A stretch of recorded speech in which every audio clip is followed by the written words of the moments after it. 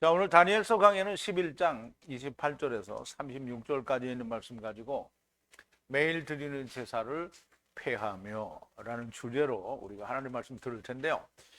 영어로는 They will abolish the daily sacrifice 라고 제목을 정했고요. 우리 하나님 말씀 같이 볼게요. 제가 한 절 읽고 여러분도 한 절 읽고 교독하겠습니다. 우리 마지막 절은 함께 봉독합니다.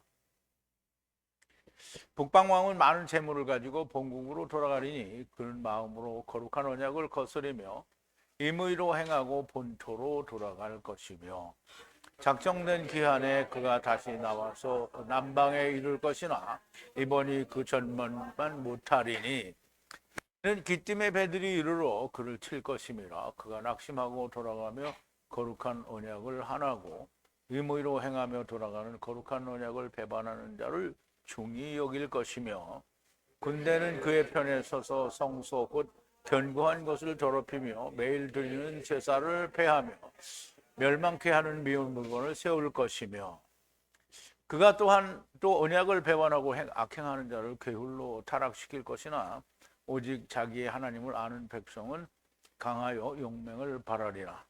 백성 중에 지로운 자가 많은 사람을 가르칠 것이나 그들이 칼날과 불꽃과 사로잡힘과 약탈을 당하여 여러 날 동안 쇠퇴하리라. 그들이 쇠퇴할 때에 도움을 조금 얻을 것이나 많은 사람은 괴휼로 그들과 친합할 것이며 또 그들 중 지혜로운 자 몇 사람이 쇠퇴하여 무리로 연단되며 정결케 되며 희게 되어 마지막까지 이르게 하리니 이는 작정된 이 있음이니라. 이 왕이 자기 뜻대로 행하며 스스로 높여 모든 신보다 크다 하며 비상한 말로 신들의 신을 대적하며 형통하기를 분노하심이 입실 때까지 하리니 이는 그 제정된 일이 반드시 이룰 것임이니라. 아멘. 우리 잠깐 기도하겠습니다.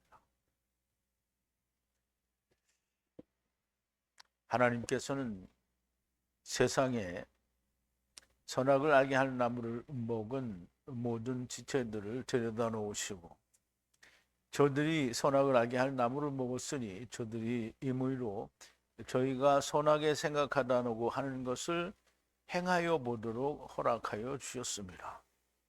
그들이 그 결국을 얻든지 못 얻든지 그들이 죽는 날까지 그 일을 행하는 것은 그들의 의지요, 그들의 생각이요, 그들의 뜻입니다.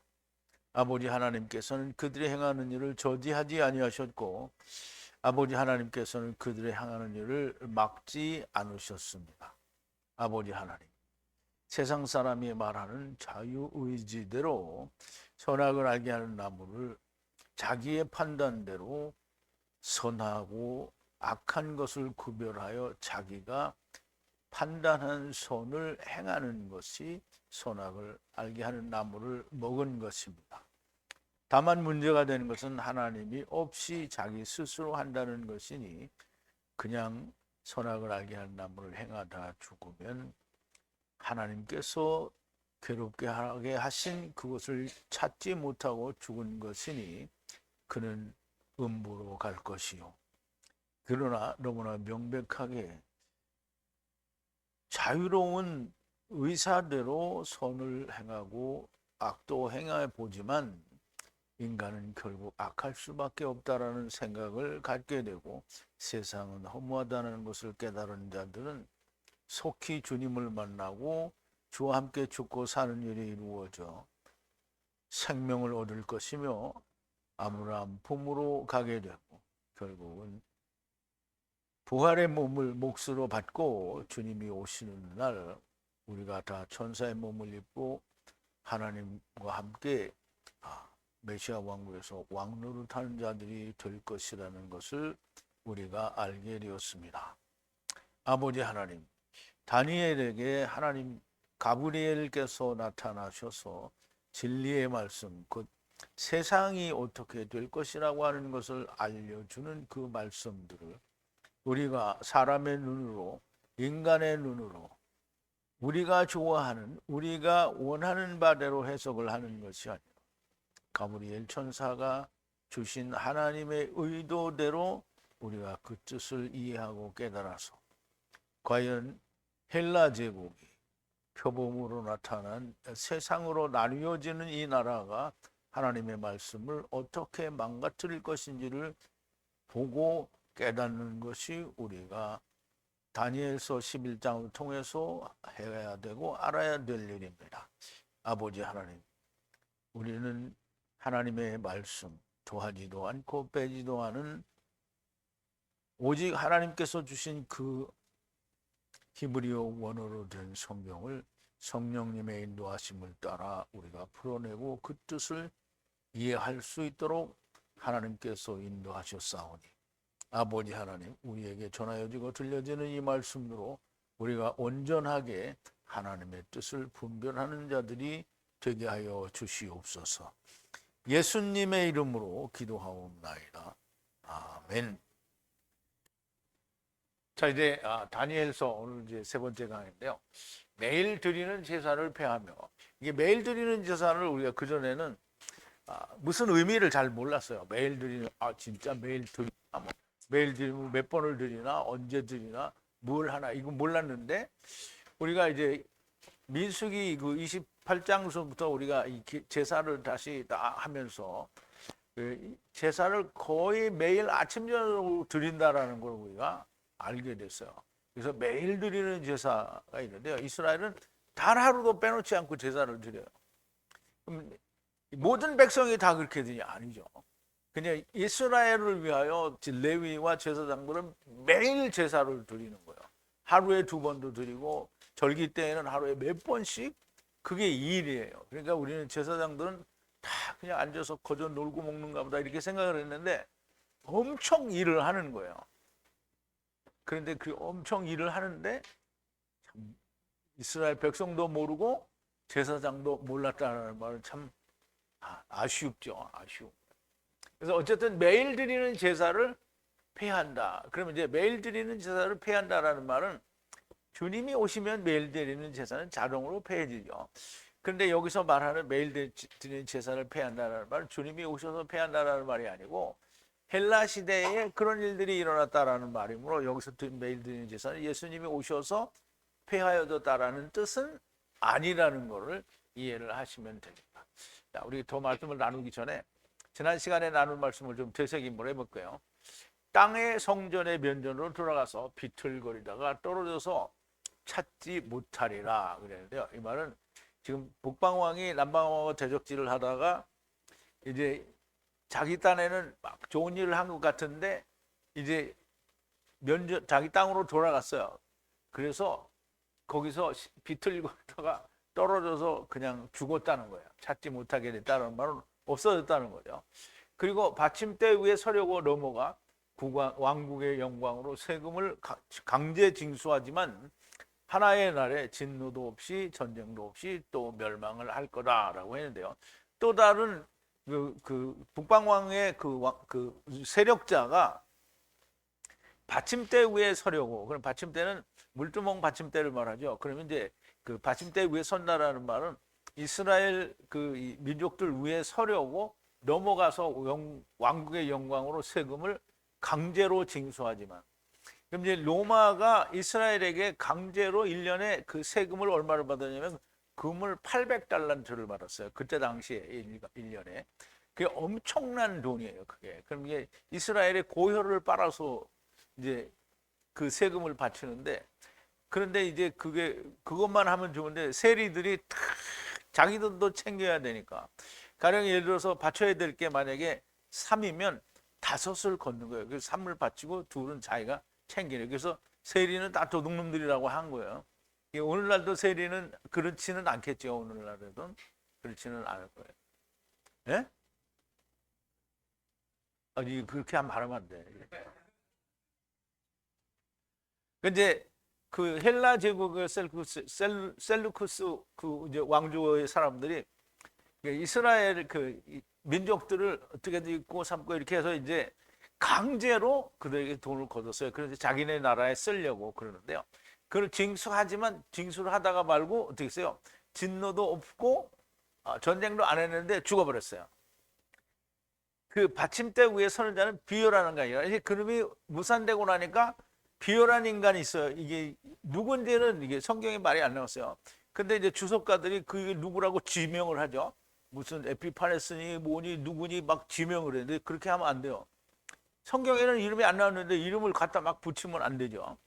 그럼 어떤 비열한 인간이에요. 이 거짓 선지자를 말하는 거죠. 비열한 인간이 이제 왕국 위에 섰어요. 그 침대 위에, 그러니까 받침대 위에 섰단 말이에요. 왕국의 위험을 그런데 주지 않아요. 그렇지만 조용히 들어가요. 그래서 아주 교활한 말로 가모니설로 그리고 이스라엘 사람들이 거기 넘어가서 귀가 쏠깃해가지고 넘어갔어요. 그래서 왕국의 위험을 주지 않지만 교활함으로 이 가모니설로 왕국을 강하게 붙잡은 거예요. 넘쳐 흐르는 홍수의 힘으로 면전을 파멸할 것이요 언약의 주권자 또한 그러리라. 그럼 이제 이 받침대 위에 서 있는 이스라엘 민족이 여기에 완전히 사로잡힌 걸 말을 하는 거예요. 동맹한 후에, 그러면 이제 이스라엘에게만 그런 게 아니고 다른 모든 그 세력들에게 동맹을 한 후에 거짓을 행해요. 그래서 적은 백성으로 강하게 올라올 것이며 조용하게 기름진 구역에 들어와서, 그럼 이제 기름진 구역은 또 이스라엘로 오는 거예요. 자기네, 그러니까 이스라엘을 장악하고 또 자기네 나라도 커지고, 그리고 기름진 구역에 또 이스라엘로 들어와서 조상들, 이스라엘의 조상들과 조상들도 행하지 않던 그들에게 행하지 않던 모든 것을 행하는데 약탈하고 노획하고, 그리고 모든 재물을 그 약탈을 해가지고 자기들의 요새 위에 뿌리는 것을 때가 이르기까지 한다는 거예요. 때가 이른다는 말은 이제 결국은 멸망할 때까지 하겠죠. 아니면 이제 그 헬라 제국이 망해서 못하면 로마가 여전히 그걸 할 거예요. 계획하고 그렇게 생각하였으며 마음의 힘이 이제 그렇게 막 약탈을 하고 막 이렇게 부자가 되니까 이제 남방왕이 가지고 있는데 하나님의 기물들을 가지고 있잖아요. 근데 그 위에 저거 가서 훔쳐와야지, 다시 전쟁을 해서 내가 뺏어와야지. 그리고 마음을 깨웠어요. 그런데 그냥 깨우면 그렇잖아요. 생각을 해봐야 될 거 아니에요. 남방왕하고 지난번에 우리가 가서 졌는데 남방왕 그 큰 군대하고 우리가 싸워서 이길 거나 이게 생각을 해보는 거야. 그런데 그 큰 군대가 거슬리고 강하고 큰 군대와 전쟁을 하기까지는 정말 많은 계획 위에 생각을 했는데 안 될 것 같은 거예요. 그래서 세우지 아니하고 진미를 먹는 자가 멸망을 당하리라. 군대가 씻어버릴 것이요 많은 사람이 죽고 떨어지리라. 결국 자기가 계획한 대로 그걸 실천하면 자기는 망할 거라는 것을 이제 조용히 말하는 거예요. 그리고 두 왕들이 하나의 떡상 위에 악한 마음으로 거짓을 말하는데 정하신 때의 끝까지 계속하게 될 것이므로 형통하지 못할 거라는 건데요. 그럼 이제 세상에는 지금 이 헬라 제국의 이 남방왕 북방왕은 둘 다 자기들 제대로 된 걸 안 가지고 있는 거예요. 하나는 껍데기만 가지고 하나는 껍데기는 없이 뭐 이상한 걸 가지고 있는 거예요. 뭐 이상한 건 아니지만 자기들만이 이제 주장할 수 있는 뭘 가지고 있는 거예요. 그럼 이제 오늘날 이게 세상하고 똑같아서 율법도 가지고 있고 뭐 다 가지고 있는데 지네들은 막 겉으로 성전이라는 걸 놓잖아요. 그리고 율법도 자기 나름대로 해석을 하죠. 이게 비슷한 거예요. 그러니까 북방왕과 남방왕이 서로 막 싸워서 한 놈이 이겨버리면 문제가 없는데 이게 못 이기는 거예요. 둘이 다. 그래서 둘이 한 떡상 위에 이제 앉았어요. 이게 사실 이게 지금 가브리엘은 하나님의 말씀에 대해서 이야기하는 거잖아요. 그래 세상 사람들은 번역을 전부 해석을 뭐로 하냐면 세상 임금들이 자기들의 세력을 키우기 위한 걸로만 해석을 하는 거예요. 그러니까 여기 그냥 식탁이라고 번역을 한 거예요. 그럼 이게 아니에요. 떡상을 앞에 놓고 남방왕 북방왕이 둘이 마주 앉았어요. 수고하십니다. 하나님이 일을 하시라고 정말 고생이 많네요. 이제 서로 이 말을 하는 거예요. 근데 뒤로는 뭐냐면 전부 거짓말을 하는 거예요. 서로. 거짓말을 하니까 어떻게 돼요? 형통하지가 않아요. 서로 잘 나갈 수가 없어요. 항상 싸움을 하는 거예요. 자, 이제 오늘 본문으로 돌아오는데요. 마음이 큰 제사의 땅으로 돌아가 거룩한 언약 위에 행하려고 땅으로 돌아갈 것이라. 이게 둘이 이게 하나님의 말씀 앞에 서로 섰는데 서로 거짓말을 하니까 안 통하잖아요. 이게 거짓말을 안 하면 통하는데 서로 거짓말을 하니까 안 통하니까 어떻게 해요? 돌아가는 거예요.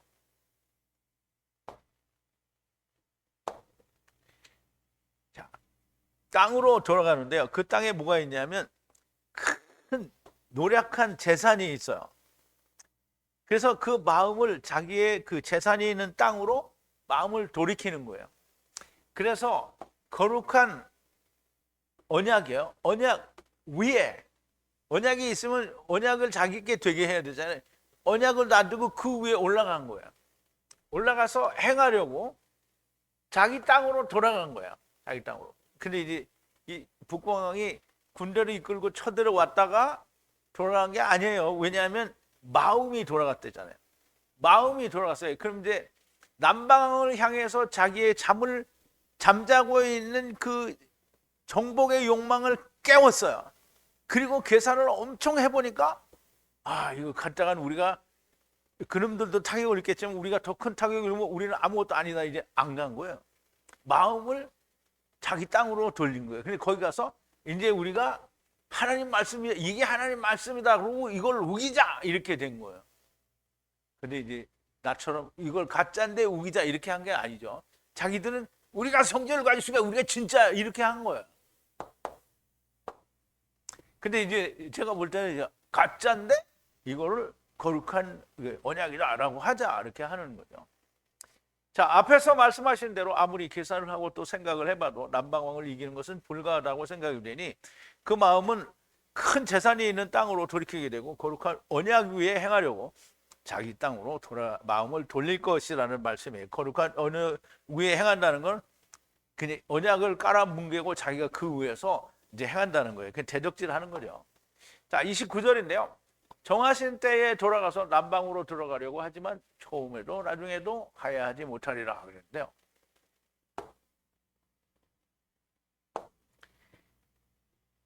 자, 정하신 때는 이제 우리가 장막을 얘기할 때 정하신 장막문이라고 이렇게 얘기할 때 이 정하신 말인데요. 하나님의 정하신 그때에 남방으로 들어가서 이제 돌아가서 들어가려고 하는데 하야하지 못했다는 거예요. 처음에도 그리고 나중에도. 그럼 이제 처음보다 나중이 못하더라 이런 말은 없어요. 이 우리말 번역에는 남방에 이를 것이나 이번이 그 전번만 못하리니 그런 말이 없어요. 여기 보세요. 처음과 나중이에요. 하야하지 못하더라 이렇게 됐잖아요. 그러면 이제 정하신 때에 돌아가서 남방으로 들어가려고 하는데 처음에도 안 됐지 나중에도 안 된다. 그러면 이거를 이제 북방왕이 남방에 들어가려고 하는데 안 된다라는 말은 그러면 이제 그거 가져오려고 하는데 안 된다라는 말인데요. 이게 그 들어가지 못한다라는 말은 물론 남방왕으로 들어간다는 그 의미도 있지만 처음과 나중이라는 그 말이 너무나 명백하게 처음 여호와 나중 여호와를 말하는 처음과 나중이.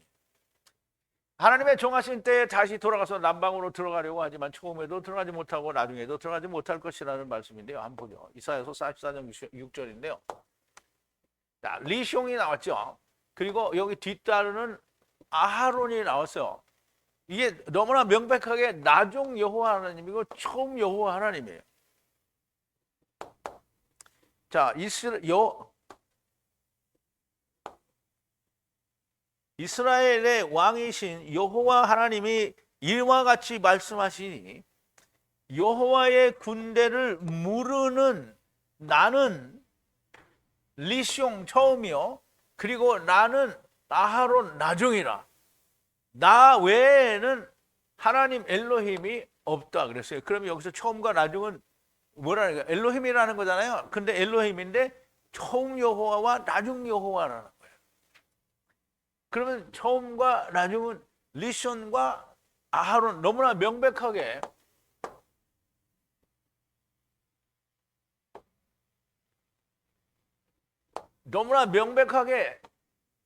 리션이고요. 그리고 아하론이에요. 물론 앞뒤로 그 붙은 알파벳이 조금씩 다르긴 하지만 너무나 명백하게 처음과 나중에 이게 처음과 나중에도 이 사람들은 들어가지 못한다는 거예요. 그럼 처음에도 나중에도 못 들어가면 언제 들어가겠다는 거예요? 셋째 아니면 넷째겠죠. 셋째 아니면 넷째죠. 이 북방왕이니까. 세상에 있는 사람들은 그렇다는 거예요. 자, 북방왕은 비열한 인간이요, 하나님의 성전과 백성들을 능멸한 인간인데, 육체의 욕심을 가지고 하나님의 성전의 기물들을 차지하려고 하는 것은 하나님에게 뜻에 합당치 않은 거예요. 처음에도 나중에도 들어가지 못하게 되는 거고요. 자, 30절인데요. 귀뜸에 바보 배들이 들어오지만 낙담하고 돌아가는데, 거룩한 언약 위에 행하는 것에 분노하여 돌아가면서 거룩한 언약을 버려두는 것 위에 그렇게 이해를 하게 될 거다라는 말인데요. 이것도 이제 우리 번역하고 이제 원문하고 뜻이 너무 달라요. 이제 번역은 이는 귀뜸의 배들이로 그를 칠 것임이라. 그 누굴 친다는 거예요? 북방왕을 친다는 거죠. 그가 낙심하고 돌아가. 근데 북방을 치는데 왜 낙심해요? 져서 낙방은 한다는 거겠죠. 거룩한 언약을 하나하고 임의로 행하며 돌아가서는 거룩한 언약을 배반하는 자들은 중히 여긴대요. 아니, 거룩한 언약을 배반하는 자들은 왜 중하게 여겨? 중하다는 게 무슨 말이에요? 이게 한문을 안 찾아봐서 모르겠어요. 자, 이제 들어가는데요. 들어가요. 바부, 귀뜸의 배들인데요. 자, 우리가 이제 계시록에서도 배웠잖아요. 배들이 뭐예요? 선원들이 있는 배들이. 그러면 이제 하나님의 말씀을 우리가 가지고 있다고 하는 배들이에요. 그럼 선교사들이, 하나님의 말씀을 가진 자들이 탄 배들을 말하는 게, 배들이 어디에 섬들로 어떻게 항해를 다니죠. 여기 똑같이 귀뜸이라는 그 족속들이 배를 타고 지금 북방왕에 있는 곳으로 들어왔어요. 들어와서는 낙담하고 돌아가는데요. 그리고 분노했어요. 입에 거품을 물었대요. 분노했어요. 거룩한 언약 위에 행하는 것으로 인하여 분노해서 돌아가는 거예요. 그 돌아가면서 어떻게 이해를 했냐면, 거룩한 조약을 그냥 버려두는 것으로 이해를 한 거예요. 그러면 이제 거룩한 조약을 가서 고치려고 했는데 이 인간들이 너무 이렇게 하니까 안 고쳐지는 거예요. 그러니까 그냥 버려둔다. 그러는데 여기 버려둔다는 말은 아피에미하고 같은 말이에요. 그냥 내버려 두는 거예요. 그냥 내버려 두는. 복음은 내버려 둔다고 해서 망가지는 게 아니에요. 자, 귀띔은 일반적으로 섬 사람들을 말하는데요. 이들이 바부 계명의 배를 타고 들어와서, 그 배는 계명을 가진 배를 말해요. 그래서 배를 타고 들어와서 낙담하고 돌아가는데, 북방왕의 사람들이 거룩한 언약 위에 행하는 것을 보고 돌아가게 될 거라는 말씀이고요. 그래서 거룩한 언약을 그대로 버려두는 것으로 이해하게 될 것이라는 말씀입니다. 거룩한 언약은 그대로 버려둔다고 해서 변하는 것이 아니고요. 그 위에 대적질을 하는 인간이 망하게 되는 거고요. 세상 왕들이 가진 복음이 다 이렇게 된다라는 말씀이 됩니다. 자, 31절인데요. 힘이 성전의 거룩한 곳에 서서 더럽히고 항상 드리는 제사를 제거하고 황폐케 하는 가증한 것을 줄 것이며 그랬는데요. 자, 여기 또 팔이 나오는데요. 팔은 그 권능, 힘, 뭐 능력 이런 거라고 있죠. 그러면 이제 이스라엘 백성을 애굽에서 건져 나올 때 여호와 하나님의 여호와 하나님 큰 편팔이라고 하죠. 팔. 그 하나님의 권능을 말하는 건데, 여기서도 권능인데 이건 누구의 권능이냐면 북방왕의 권능이에요. 북방왕의 권능이 섰어요. 무엇으로부터? 요새, 여기 요새는 성전을 말한다고 했어요. 스트롱코드 4581인데요. 성전을 말하는데요. 성전이 있는 장소를 말하는데, 거룩한 성전을 더럽히기 시작했는데요. 자기가 거기에 섰잖아요. 그럼 이스라엘 받침대 위에 자기가 서 있잖아요. 그래서 거기서 그때로부터 요새 지금 성전의 거룩한 것을 어떻게 더럽혔다는 거예요. 더럽혔다. 어떻게 더럽혔냐면, 이 8548이라는 테루아는 항상 드리는 제사를 말해요. 항상 드리는 제사를 어떻게 제거했어요. 그리고 황폐케 하는 가증한 거예요.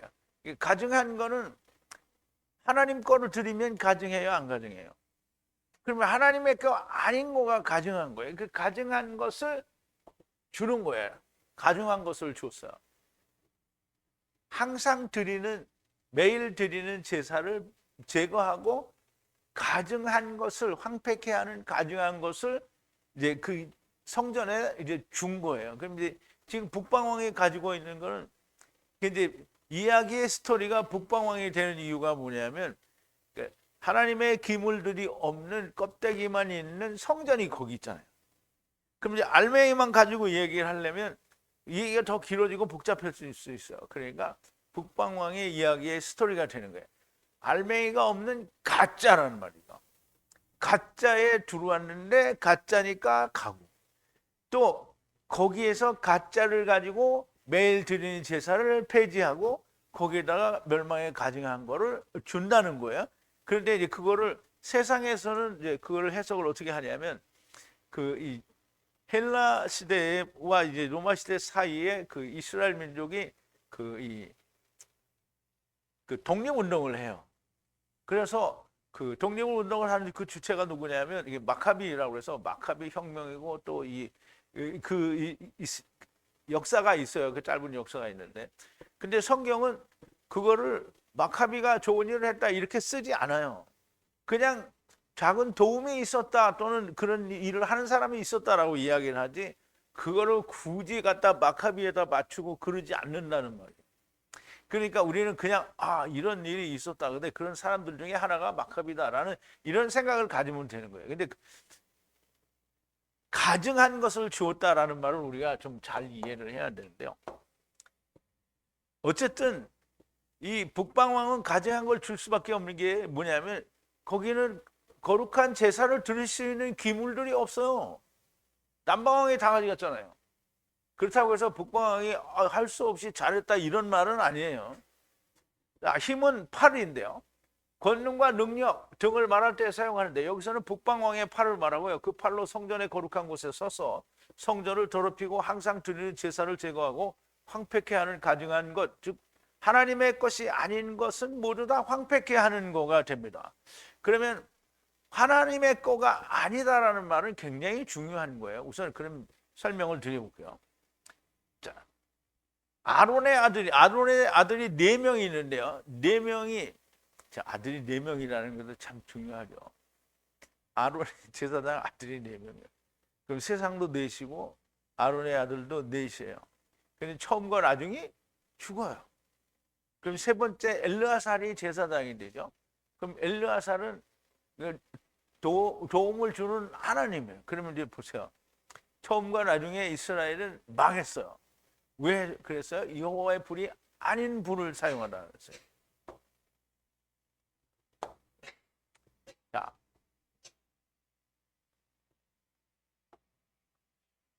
아론에게는 나답과 아비후, 엘르아살, 이다말이 낳았더니 그랬잖아요. 그러면 이제 낳았어요. 누가? 아론이. 에트 나답과 바에트 나비후와, 그리고 아비후죠. 나비후가 아니라 에트 알레아살과 바에트 이다말을 낳는데요. 죽었어요. 나답과 아비후는 들이다가 누구에게? 이방인의 불로 여호와의 앞에 들이다가 죽었어요. 이방인의 불은 뭐예요? 하나님의 성령이 아니라는 거예요. 그러면 우리가 하나님의 성령을 받으면 사람이 죽어요, 안 죽어요? 안 죽었겠죠.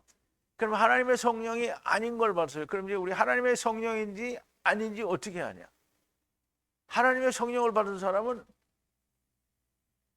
구약시대는 안 죽어요. 그런데 신약시대에 오니까 하나님의 성령을 받은 사람도 안 죽고 안 받은 사람도 안 죽어요. 그러니까 이제 어떻게 알아 이거를? 그러니까 참 어렵죠. 근데 여러분들은 어려워요, 안 어려워요? 야, 하나님 말씀만을 전하면, 그러니까 더하거나 빼거나 이런 거 안 하고 오직 하나님의 말씀만을 성령님에 의해서 전하면 여기 성령 받은 사람이에요. 근데 성령 받았다고 말을 하는데 성경을 읽고 그냥 뭐 1시간 동안 다른 얘기 하다가 할렐루야 아멘 이러고 끝나면 성령 충만해요? 뭐가 충만해요? 귀신의 영이 충만한 거예요. 자, 이제 이방인의 불을 사용하다 이렇게 됐죠. 그럼 이제 그렇게 죽었단 말이에요. 그럼 이제 아들 넷이 있다가 둘이 죽었다라는 말은 셋째와 넷째만 남았다는 얘기가 되는 거예요. 그리고 또 이방의 떡과 이방의 포도주를 하나님의 기구에 사용하다가 벨사살 왕이 메네메네 우바르신 데칼이 빠졌네. 뭐라고? 내가 얘기했잖아 지금. 다른 사람들 보면 강의하다 말고 성도하고 싸우는 줄 알겠다. 메네메네 데켈 우르바신 저주를 받고 죽임을 당했어요. 이제 보자고요. 이제 손가락이 나와서 벽에다가 썼잖아요. 그래서 이제 그러므로 후에 손을 하나님이 이제 보내셔서 그 전에 앞에 이제 기록을 한 거잖아요. 기록을 기록했다라는 말이에요. 근데 그 기록한 글자가 이거예요. 이것이 그 기록한 건데 그게 적은 거란 말이에요. 메네메네 데켈 우바르신이라 그랬는데요. 이게 메네메네 데켈 우바르신이라는 말을 이제 우리가 또 그 뜻을 해석하건대 그랬잖아요. 이것을 해석하는 말씀은 메네는 정하고 세워서 정했다는 말이고요. 하나님이 당신의 왕국을 세워서 이미 결정해 버렸다라는 말이에요. 그리고 데켈은 저울로 달아서 당신 벨사살 왕이 부족한 것이 발견되었다는 거예요. 그래서 어떻게 했어요? 나눠서 쪼개졌죠. 우바르신 쪼개서 나눠졌다는 거예요. 그리고 그 벨사살 왕은 그날 밤에 죽었다고 나왔죠. 그래서 이 멸망에 가증한 것, 즉 하나님의 것이 아닌 것을 가져오면 무조건 망하고 죽게 되는 거예요. 그것을 황폐케 하는 거라고 하는 거예요. 그러면 그 북방왕은 뭘 갖다 주는데 매일 제사 이거 하지 말고 이걸로 하라고 주는데 그게 다 가짜라는 거예요. 자, 32절인데요. 언약을 범하도록 아첨하는 말로 더럽히지만 하나님을 아는 백성은 강하게 행할 것이라 그랬는데요.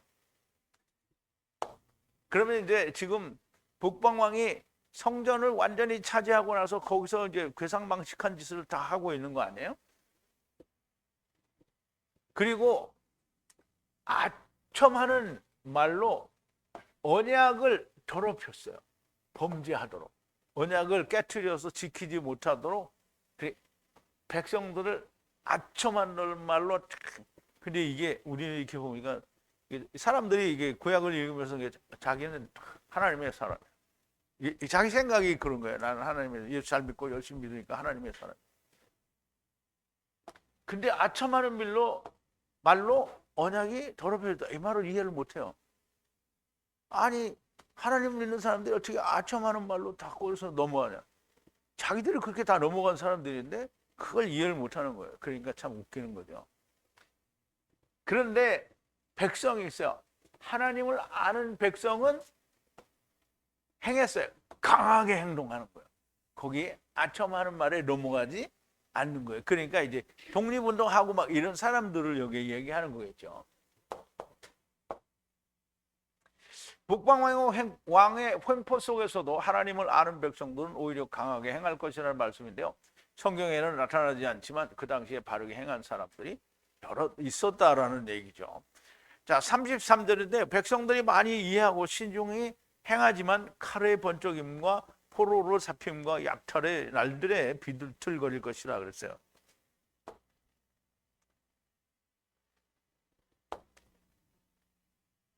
자, 백성 중에서 많은 사람들이 이해하고 또 신중하게 이제 생각을 해요.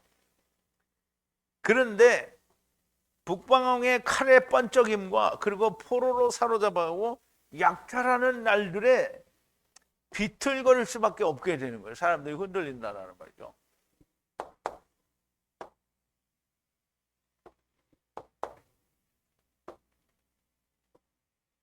하느님을 아는 백성들이 언약을 이해하고 신중히 행하지만 저들의 칼날과 번쩍임 그리고 포로로 잡아가고 약탈이 계속되는 여러 나라에 의해 비틀거리는 자들이 있을 건데요. 계시록에서 말씀하시는 마지막 때의 모습에 이게 그 모습을 얘기하는 거예요. 계시록은 여러 번에 걸쳐서 자세하게 이야기하는데 여기 다니엘서에서는 그걸 막 장황하게 늘어놓을 시간도 없고 또 짧아요. 그러니까 아주 짧게 설명을 하는 거예요. 자, 34절인데요. 비틀거리는 자들에게 적은 도움이 도울 것이나 많은 자들이 교활한 아첨 위에 연합할 거라 그랬어요. 이제 우리가 우리나라의 일에 비교를 하면 좀 그렇기는 하겠지만 우리나라도 일제 치하에서 32년 동안 신음할 때 많은 사람들이 독립운동을 하죠. 그러면 독립운동을 하면 그 독립운동을 하는 사람들을 뒤에서 열심히 후원하는 사람들이 많이 있어요. 그만 자기 전 재산을 자기 조상 대대로 받아온 온 전 재산을 다 팔아서 독립운동 자금으로 쓰죠. 그런데 보면 교활한 아첨이죠. 으로 많은 사람들이 북방왕과 결합한다는 거예요. 그러면 이제 우리나라의 최근까지도 항상 문제가 되는 게 뭐냐, 친일 청산이 안 됐다 이렇게 얘기하잖아요. 그러면 이제 친일파가 아직도 남았다는 얘기잖아요. 지금 독립운동을 하라고 전 재산을 다 살리고 자기 목숨을 바치고 독립운동을 했는데 이 사람들은 다 거지되고요. 이게 친일한 사람들이 부자 된 거예요. 그래서 보세요. 많은 사람들이 거기에 연합한다는 거예요. 우리나라도 세상 일도 똑같은데 하나님 일도 그렇게 한다는 거죠. 그런데 적은 도움을 받아요. 비틀거리는 사람들이 적은 도움을 받아요. 그럼 이제 이제 독립운동을 하거나 이런 사람들, 그러니까 유대 나라가 독립하기 위해서 일하는 사람들에 의해서 도움을 받기는 하죠. 그런데 여전히 많은 사람들이 교활한 아첨의 말에 넘어가서 거기에 연합을 한다는 말이에요. 그러므로 이제 마지막 때에 있는 일은 마지막 때는 그렇죠. 하나님의 말씀이 없으니까 다 사람들이 거기에 아첨하는 말에 넘어갔어요. 아첨하는 말이 뭐예요? 거짓 선지자죠. 여러 날 동안 그들의 칼의 번쩍임과 포로로 잡혀가는 것과 약탈에 의해 비틀거리는 사람들에게 적은 도움이 와서 도움을 줄 거지만 많은 사람들이 교활한 아첨의 말에 연합하게 될 것이라는 말씀인데요. 여전히 마지막 때의 말씀인데 마지막은 주님이 오신 이후가 마지막이고요. 그럼 주님이 오신 이후가 마지막이니까 62일에가 주님이 오셔서 기름 부음 받은 자가 나고 끊어지고 난 뒤에 이런 일들이 있을 거라는 얘기죠. 근데 역시 150년 동안은 진리가 존재하였으나 그 이후에는 주님이 다시 오시는 날까지 우리가 계시록에서 그 상태가 이러하다라는 모습을 우리가 너무나 명백하게 볼 수 있었습니다. 자, 35절인데요. 신중하게 행하는 자들 중 비틀거리는 사람으로부터 연단하여 베hem 선택하여 희게 되는 것이 끝나는 때까지 정하신 곳에서 계속될 것이다 그랬어요. 자, 몸으로부터 그런데요. 신중하게 생각하는 자. 자, 비틀거리는 자들 중에 신중하게 생각하는 자들 중에서 선택하여 우리가 공부한 그 새가 있죠. 그 공중의 새가 뭐라 그랬죠? 히브리어로 바루바루. 바루바루가 뭐에서 유래가 됐다 그랬죠? 바루에서 유래가 됐다 그랬죠? 그리고 바루가 유래가 된 단어가 또 뭐라 그랬죠? 1305잖아요. 1305. 바라르. 여기는 바라르예요. 그래서 선택했어요. 뽑혀서 베hem 연단을 하는 거예요. 그래서 하얗게 되는데요. 그렇게 되는 일이 끝날까지 정하신 때까지 계속 반복될 거라는 거예요. 그럼 이제 그 어려운 환경 속에서도 하나님이 택하셔서 금을 녹이는 이런 연단으로 하얗게 만든 거예요. 라반이죠. 라반이에요. 라반. 하얗게 만드는 그 일이 끝까지 마지막까지 있는데 하나님이 정하신 때까지 계속 반복될 거라는 거예요. 그러면 이 일은 그냥 단순히 짧게 헬라 제국의 역사에서만 볼 게 아니라 장차에도 이런 일은 항상 일어날 거라는 거예요. 북방왕의 엄청난 핍박 곧 칼의 번쩍임과 포로로 사로잡는 것과 약탈로 신중한 사람까지 비틀거리게 만드는데 그중에 사람들을 택하여 연단하여 희게 만드는 일이 마지막까지 정하신 곳에서 항상 있을 것이라는 말씀이 됩니다. 마지막까지 있을 것이라는 말씀은 주님이 재림하시는 날까지 있을 거라는 말씀이 됩니다. 자, 마지막입니까? 36절인데 왕이 자기의 기뻐하는 대로 행할 것이며 하느님과 모든 위에 커져서 높일 것이며 하느님과 하느님 위에 크다 말하며 하느님의 경로로 완성하시기까지 번성하리라. 행하실 것이 이미 결정되었노라. 자, 왕은 계시록에서는 다 세상 왕이죠. 세상 왕인데 물론 다 개인적인 왕도 있지만 이제 그 중에 우두머리들이 또 왕들이잖아요. 이제 기쁨으로는 자기의 원하는 대로 행할 것이요. 그리고 하느님의 모든 것 위에, 하나님과 모든 것 위에 커졌어요. 하나님 위에 커져서 그리고 자기를 스스로 높인 거예요. 높이는 하나님이 사람을 높여준 게 아니고 자기가 자기를 높인 거예요. 그리고 하나님 위에 말하기를 크다, 경이롭다. 자기가 하나님 위에 크고 높다, 경이롭다. 여기서 번역을 이제 우리말에는 우상신이라고 이렇게 말했는데요. 자기들이 말하는 하나님은 여호와 하나님을 말하는데 자기는 모르는 거죠. 그런데 그 하나님 외에 자기가 있다라고 하는 거예요. 그러니까 여기에 모든 신보다 크다 이 말은 잘못된 거고요. 그리고 우상이라고 어디 나왔대? 안 나왔나? 신들의 신을 대적하며 그랬대요. 다 하나님을 말하는 거예요. 하나님 외에 자기가 높이 서 있는 걸 말하고요. 그리고 그렇게 말하면서 자기는 형통한 거예요. 근데 그러니까 행할 것이 결정돼 있다는 거예요. 어쨌든 잘라질 것이 되는데 언제까지 그러냐면 하나님의 진노로 완성하시기까지 그렇게 하도록 결정이 되어 있다는 거예요. 그러면 이제 하나님의 진노로 모든 걸 삼키시기까지 이런 거짓 선지자 세상 왕들이 자기들이 높다 하는 거를 계속 할 거다라는 말이에요. 그리고 또 계속될 게 뭐냐면 역시 그 중에 선택한 자들을 연단하여 하얗게 하는 것도 끝날까지 있을 거라는 거죠. 왕은 북방왕이기도 하지만 세상에서 하나님의 말씀을 가졌다고 하는 자들을 말하는데요. 당연히 가지지도 않았지만 가졌다고 하는 것이고 언제 우리가 하나님보다 크다고 하였느냐? 우리는 그렇게 말한 적이 없다라고 말할 수 있어요. 사람들이 그러겠죠. 오늘 이제 세상에서 예수 믿는다는 사람들이 얘기할 거예요. 이거 니네들이야. 그러면 왜 센살이냐? 우리는 절대 하나님보다 우리가 높다고 말한 적이 없다. 그렇게 말하겠죠. 그런데 행하는 행위 자체가 하나님 위에 있는 거예요. 왜? 하나님이 정하신 걸 자기들이 다 폐해버렸잖아요. 11조 다 완성했는데 11조 바쳐야 된다. 그러면 누구 위에가 있는 거예요? 하나님 위에가 있는 거죠. 안식일은 주일 성수해야 된다. 이거 하나님이 다 폐해버렸잖아요. 다 자유를 줬잖아요. 희년은 이루어졌고 모든 건 다 자유하는 건데 이걸 해야 된다고 어떤 것을 강제하는 행위는 뭐냐면 그것도 그냥 세상 일을 강제로 하는 건 세상이 하는 거니까 상관이 없어요. 그런데 하나님 말씀 안에서 사람들에게 무엇을 강제로 하게 하는 것은 뭐예요? 하나님이 하신 것보다 자기가 위에 있는 거야. 희년의 나팔은 불었는데 그거 아니고 이거다라고 말하는 게 하나님 위에 있는 거잖아요. 그러나 그들이 하나님의 말씀의 언약에 대한 행한 것은 그렇게 하고 있는 겁니다. 곧 하나님의 말씀이 아닌 것으로 이것이 진리다, 하나님의 말씀이다, 이것으로 구원을 받는다, 영생을 얻게 된다는 말을 남발하는 것이 곧 내가 하나님과 그 모든 것 위에 있다는 것이요, 하나님과 하나님 위에서 자기를 높이는 자가 되는 겁니다. 매일 드리는 제사를 폐한다는 것은 주님이 오시면 당연히 폐하여질 것이지만 여기서는 아직 주님이 오시기 전에 헬라 시대에 있을 일이므로 주님이 오셔서 제사가 폐하여지는 것과는 다른 것이고, 그리고 멸망에 가증한 것이 거룩한 것에 선 것을 보거든이라는 말씀과도 다릅니다.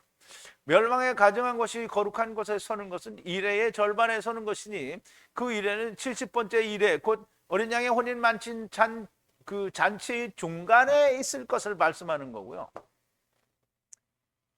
자, 마태복음 24장인데 거짓 선지자가 많이 일어나 많은 사람을 미혹하게 하겠으며 불법이 성함으로 많은 사람의 사랑이 식어지리라. 그러나 끝까지 견디는 자는 구원을 얻으리라. 천국 복음이 모든 민족에 증거되기 위하여 온 세상에 전파되니 그제야 끝이 오리라.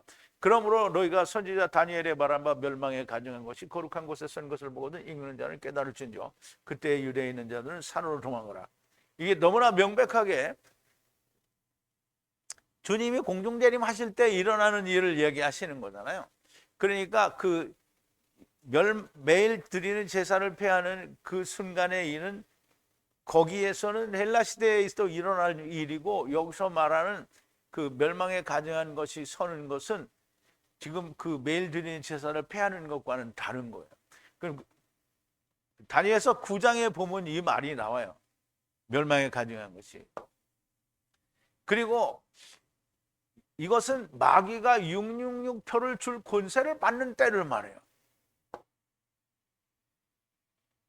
자, 요한계시록 13장인데요. 짐승 앞에서 받은 바 이적을 행함으로 땅에 거하는 자들을 미혹하며 땅에 거하는 자들에게 이르기를 칼에 상하였다가 살아난 짐승을 위하여 우상을 만들라 하더라. 저가 권세를 받아 그 짐승에게 우상에 생기를 주고 짐승의 우상으로 말하게 하고 또 짐승의 우상에게 경배하지 아니하는 자는 몇이든지 다 죽이게 하더라. 저가 모든 자 곧 작은 자나 큰 자나 부자나 빈궁한 자나 자유한 자나 종들로 그 오른손이나 이마에 표를 받게 하고 누구든지 이 표를 가진 자 외에는 매매를 못하게 하니 이 표는 그 짐승의 이름이나 그 이름의 수라. 지혜가 여기 있으니 총명 있는 자는 짐승의 수를 세어보라. 그는 사람의 수니 666이라. 그래서 이 사람들이, 이 짐승들이 짐승의 표를 받게 하기 위해서 몇 달 동안 일을 한다고요? 42달 동안 일을 할 수 있는 권세를 받았단 말이에요. 매일 드리는 제사를 폐하는 것은 헬라 시대 당시에 있었던 핍박을 말하는 거고요. 이게 다니엘서 9장에서 말하는 이 일의 중간에 제사를 금하는 것과는 이 지금 11장에 나온 이것과는 다른 거예요. 자, 하느님이신 주님이 오셔서 말씀을 하시는데도 믿지 않고 그분을 죽이는 것이 인간입니다. 그러나 주님이 말씀하시고 그 말씀대로 모든 것을 이루시기 위하여 십자가에서 죽으시고 다시 하신 것은 먼저는 믿는 자들을 위하며 나중은 믿지 않는 자들이 음부에서 주님이 오셔서 백보자 심판을 하실 때를 위함인 거예요. 그래서 둘째 사망이 그때 이루어진다고 너무나 명백하게 얘기하셨죠. 오늘도 수없이 많은 믿는다는 사람들이 전혀 믿지 않을 것이지만 믿는 분들이 있을 것이고 믿지 않는 사람들은 모두가 다 음부에서 부자와 함께 배우다가 주님이 지상재림하실 때 주님의 죽으심과 다시 사심이 그들에게 유일한 일이 될 것입니다. 언제나 항상 같은 말을 할 수밖에 없습니다. 다들 믿지 않기 때문입니다. 그러나 하나님께서 가늠하다 잡혀온 여자를 돌로 쳐야 한다라고 할 때 주님이 땅에다 손가락으로 쓰셨어요. 자, 어떤 여자가 현장에서 가늠하다 잡혀서 이제 유대인들에게 잡혀가지고 예수님 앞에 왔어요. 예수님 앞에 와서 모세 율법에 의하면 이 가늠하다 잡힌 돌로 치라고 했는데 선생은 어떻게 해야 됩니까? 그럼 이제 당장 돌로 치려고 들고 있는 거예요. 예수님이 돌로 쳐라 그러면 그냥 던져서 죽는 거예요. 그런데 예수님이 땅에다가 썼어요. 말 안 하고. 땅에다가 뭐라고 썼어요? 뭐라고 썼는지 몰라요. 땅에다가 막 썼어요. 그랬더니 이놈들이 급한 거예요. 아니 대답을 안 해주고 왜 땅에다 쓰냐? 이렇게 그게 한 번 더 얘기했어. 그랬더니 주님이 너희 중에 죄 없는 놈이 먼저 돌로 치라. 예수님이 놈이라고 했는지 그건 잘 모르겠어요. 그리고 다시 또 엎드려서 땅에다 썼어요. 그는 아니까 이 인간들이 양심의 가책을 받고 아무도 돌을 못 던지고 그냥 갔어요. 그럼 이제 하느님이, 예수님이 땅에다가 뭘 썼다는 말은 하느님이 그 인간들의 근본된 토지잖아요. 거기에 감동을 줬다는 거예요. 마음이 생각할 수 있는, 무슨 큰 감동을 줬다는 게 아니고 자기 자신을 볼 수 있는 마음을 줬어요. 그러니까 죄 없는 자가 치라고 했더니 죄가 자기가 더 많거든. 자기 죄가 더 많아. 그러니까 못 던진 거예요. 그럼 이게 보세요. 서기관들과 바리새인들이 간음 중에 잡힌 여자를 끌고 와서 가운데 세우고 예수께 말하되 선생이여 이 여자가 간음하는 현장에서 잡혔나이다. 모세는 율법에 이러한 여자를 돌로 치라 명하였거니와 선생은 어떻게 말하겠나이까. 저희가 이렇게 말하면 고소할 조건을 얻고자 하여 예수를 시험함이로라. 예수께서 몸을 굽히사 손가락으로 땅에 쓰시니 저희가 묻기를 아니하는지라. 이에 일어나 가라사대 너희 중에 죄 없는 자가 먼저 돌로 치라 하시고 다시 몸을 굽히사 손가락으로 땅에 쓰시니 저희가 이 말씀을 듣고 양심의 가책을 받아 어른으로 시작하여 젊은이까지 하나씩 나가고 오직 예수와 그 가운데 서는 여자만 남았더라. 예수께서 일어나서 여자 외에 아무도 없는 것을 보시고 이르시되 여자여 너를 고소하던 자들이 어디 있느냐? 너를 정죄한 자가 없느냐? 대답하되 주여 없나이다. 예수께서 가라사대 나도 너를 정죄하지 아니하노니 가서는 다시는 죄를 범치 말지니라. 예수님이 땅에 쓰셔서 여자를 죽이려고 하는 그 마음을 가졌던 마음을 자기를 돌아보게 하신 그 하나님의 손가락이 오늘 하나님의 음성을 듣는 모든 사람들의 마음의 그 손가락으로 쓰셔서 하나님의 말씀이 들리게 해주시기만을 간절하게 바랍니다. 우리 기도하시겠습니다. 사랑이신 우리 아버지 하나님, 감사와 찬송과 영광을 돌립니다. 아버지 하나님께서 일찍이 다니엘에게 말씀하신 가브리엘 선자를 그 선천사를 통해서 말씀하신 놀라운 미래에 관한 진리의 말씀에 대해서 우리가 하나씩 배워가며 이제 그 끝을 향해서 달려갑니다.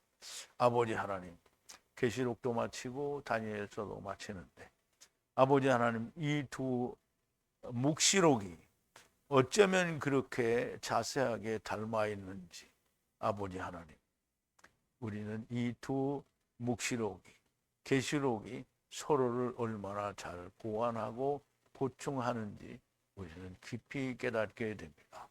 아버지 하나님, 구약에서 예언하신 것이 신약에서 사도 요한을 통하여 너무나 명백하게 다시금 조명되어 싸우니 아버지여, 이 진리의 말씀이 우리의 영혼 깊은 곳에 온전하게 각인되게 하시고 야라되게 하시고 그것과 하나가 되게 하셔서 마땅히 이 마지막 때에 하나님께서 우리에게 빛을 주신 그 빛의 역할을 잘 감당하는 자들이 되게 하여 주시옵소서.